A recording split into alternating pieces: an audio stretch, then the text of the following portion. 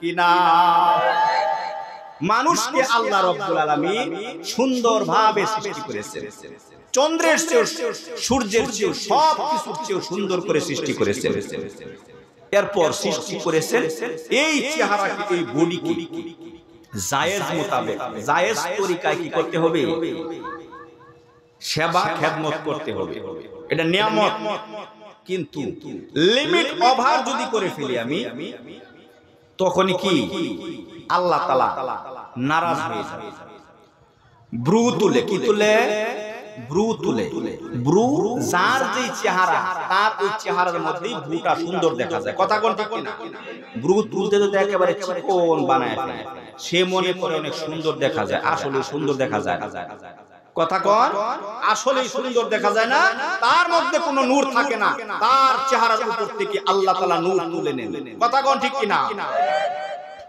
এরপর আরেকটা আছে, এটা না বলাই ভালো, বলে ফেলি। যারা আল্লাহ ওয়ালা তারা আমল করবে। দাঁত মাঝে মাঝে, যতই মাঝে মাঝে দাঁতের সাইড সাইড দিয়া কিন্তু কি হয়ে যায়? দাগ পড়ে যায়, স্পট পড়ে যায়। একটা হলো আপনি অসুস্থ, অসুখ, দাঁতে ব্যথা, কোন ডাক্তার এই জায়গাটা ক্ষয় করে দাঁতটাকে ঠিক করে দিবে, এটা ঠিক আছে, এটা জায়েজ আছে, সমস্যা নাই। কিন্তু এটারে এই স্টাইল করার জন্য, নিজের সৌন্দর্য বৃদ্ধি করার জন্য যদি কেউ দাঁত কি করে এইভাবে ডেন্টালের মেশিন দিয়ে ক্ষয় করে আরো সৌন্দর্য বৃদ্ধি করতে চায়, তাহলে আল্লাহর নবী সাল্লাল্লাহু আলাইহি সাল্লাম ডাক দেয়া বলেন, লানা রাসূলুল্লাহ সাল্লাল্লাহু আলাইহি ওয়াসাল্লাম, আল্লাহর নবী সাল্লাল্লাহু আলাইহি সাল্লাম যে সমস্ত ব্যক্তিরা ভ্রু তুলে, যে সমস্ত ব্যক্তিরা দাঁত ক্ষয় করে নিজের সৌন্দর্য বৃদ্ধি করতে চায়, আমার আল্লাহ রাব্বুল আলামিন যেই জিনিস সুন্দরভাবে যেইভাবে সৃষ্টি করেছেন, এই সৃষ্টির মধ্যে পরিবর্তন আনতে চায়, পরিবর্ধন করতে চায়, আমার আল্লাহর নবী সাল্লাল্লাহু আলাইহি সাল্লাম ডাক দিয়া বলেন, তার উপর আমি নবী লানত করে দিলাম। নাউজুবিল্লাহ। এখন আরেকটা কাজ করে কি, হাতের মধ্যে, ডান হাতের মধ্যে এই যে এক ধরনের সুতা, লাল হলুদ সুতা বাঁধে। বুঝেন নাই কথাটা? আমার বুঝছেন সবাই?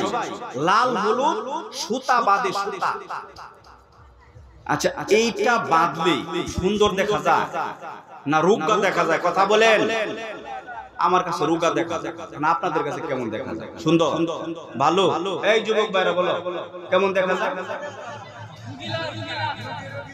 রোগা দেখা যায়, কথা ঠিক না? তাহলে এই স্টাইল করতে গিয়া যদি আমাকে রোগা দেখা যায়, খারাপ দেখা যায়, তাহলে এই স্টাইল নয়। কথা কোন ঠিক কি না? এগুলি কাদের হাতে, কোথা থেকে আসছে? হিন্দুদের থেকে এসেছে।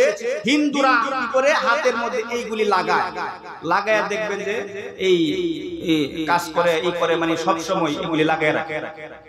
এগুলো দেখে যদি আমি এইগুলি করি, আমি মুসলমানের সন্তান হয়ে করি, তাহলে আল্লাহ নবী সাল্লাল্লাহু আলাইহি সাল্লাম ডাক দেয়া বলেন, মান তাশাব্বাহা বিকওমিন ফাহুয়া মিনহুম, তাদের সাথে যদি আমার কোনো কার্যকলাপের মিল থাকে, কাজে কর্মে মিল থাকে, তাহলে কিয়ামতের দিন হাসর নাসরও তাদের সাথে হবে। চিল্লায় কন্না নাউযুবিল্লাহ। তাহলে ওদের কালচার আমরা গ্রহণ করব না।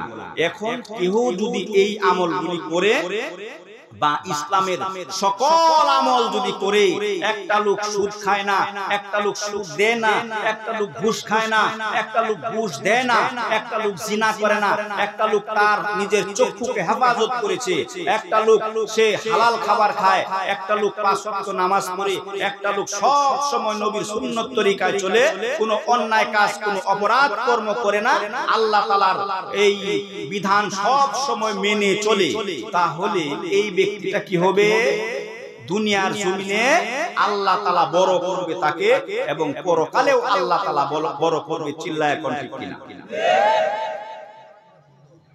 যারা যুবক খোলাফান, কথা শুনো, যারা যুবক খোলাফান, এরা যদি ভালো করে নবীর সুন্নত তরিকায় চলতে পারে, এরা কি হইবা? হয়তো কেউ মেম্বার হইবা, হয়তো কেউ চেয়ারম্যান হইবা, হয়তো কেউ এমপি হইবা, উপজেলা চেয়ারম্যান হইবা, দুনিয়ার জগতে